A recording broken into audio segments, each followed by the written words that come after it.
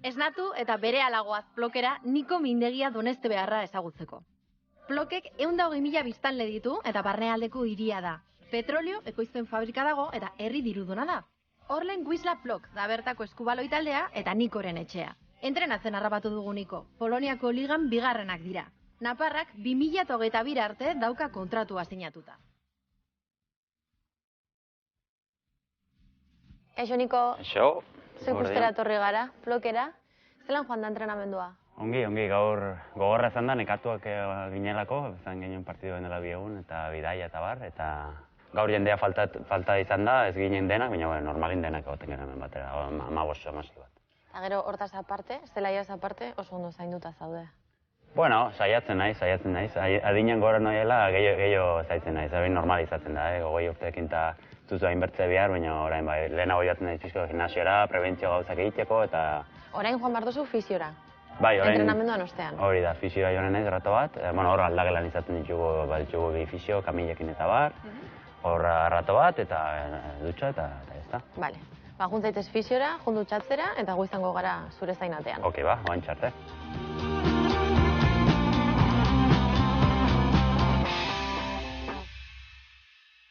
Nolakoa da aldagelako giro hori?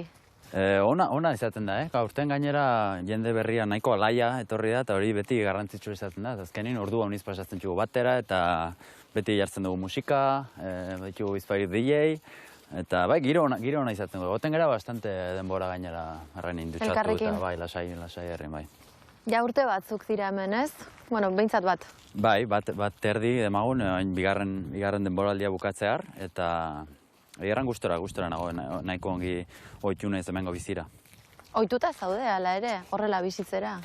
Bai, behin Hungariara joan nintzen gaztetan eta hortik herrialde desberdinetara, orduan, bueno, gutxi gora bera, gero eta errasagoa da, ez, aldaketetara ohitzia. Zenbat urtekin joan zinen Hungariara?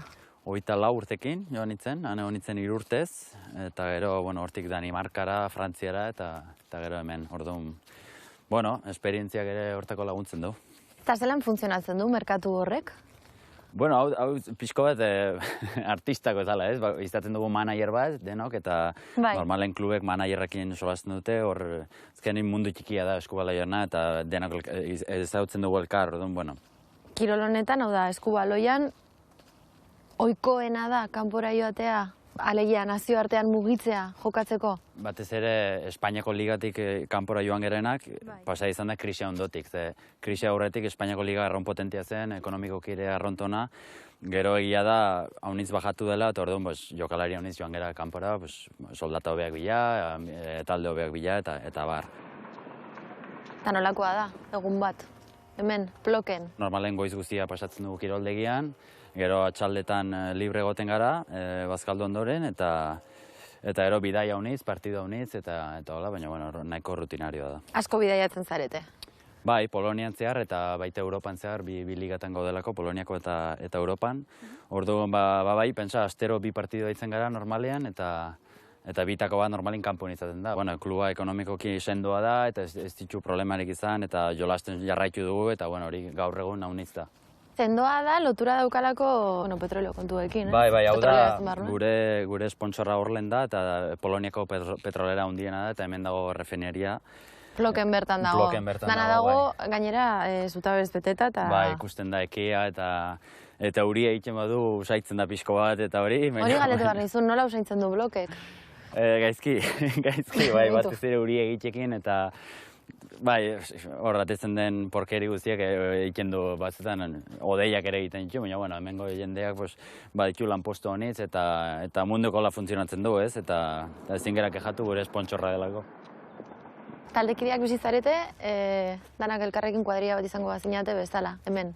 Bai, hemen egiarran hiri txikia da eta unitz elkartzen gera, normalen nire etxean juntatzen gera, partidon ondotik zerbeza bat hartzeko edo kartetan haitu edo zein rato pasatzeko, ez, pixko bat bakarrik ez egoteatik ere bai, orduan. Zure etxean, ekipoko animatuena zarelako? Igual bai. Igual bai. Eta, egia da nire, nahiko etxea handi hartu no, manakilako denbora uniz posatuko nolako etxean, eta bai, horregatik pixko bat badugu txat bat, eta gustatzen zaiten etxean elkartzea bai. Jatearena zelan dara mazue?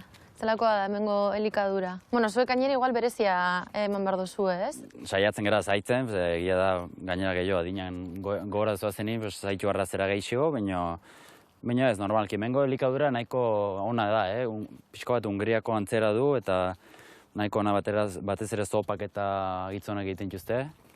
Eta, bueno, baina bakotxak normalin etxean egiten dugu gurea. Asko errepikatzen duzu adinarena.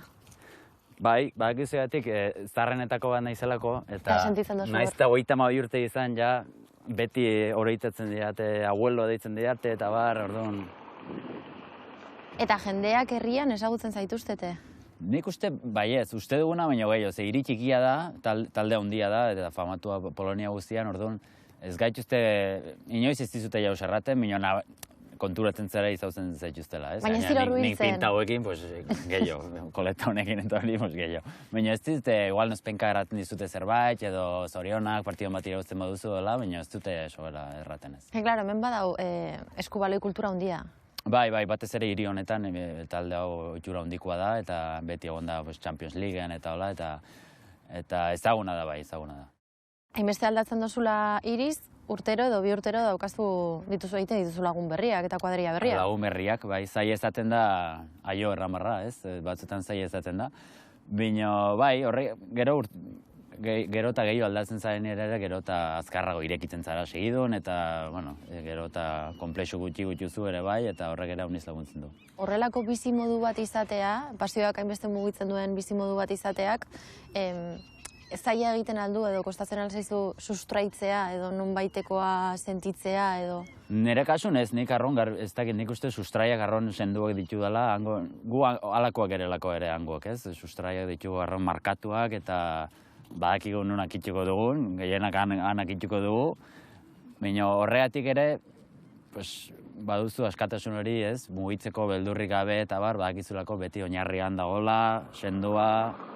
Non ikusten duzu zure burua, hemendik urte batzuetan? Nik beti imaginatu izan dut nire burua herrian bizitzen. Doneste bueltan. Nola, baina han bizitzen, eta nire burua beti izan da irakasle izatea, orduan hori dut burutan. Ez dakigu asko aldatuko da hemen edo ez, ze esan digute jendea ezagutzea eta ligatzea neko...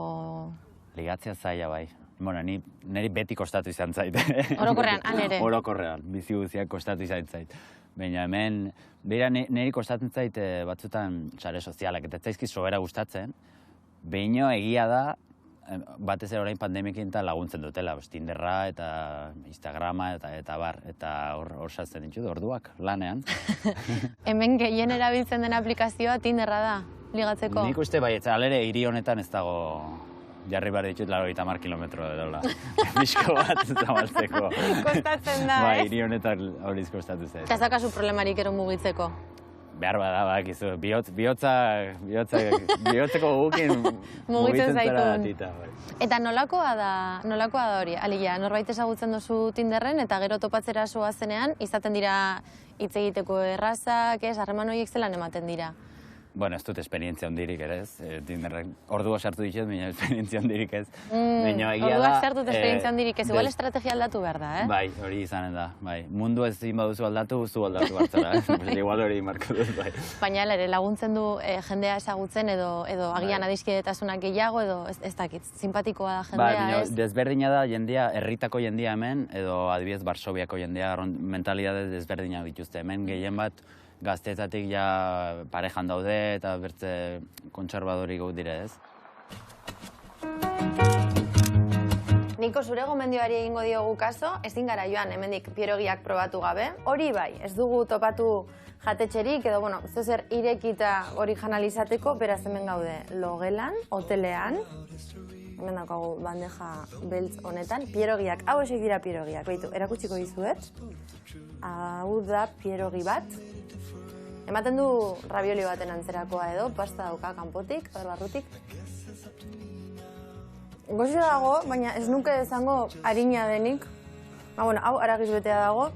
Eta gero bestalde batetik, honekin jaitsi beharko genuke, soplika izena dauka.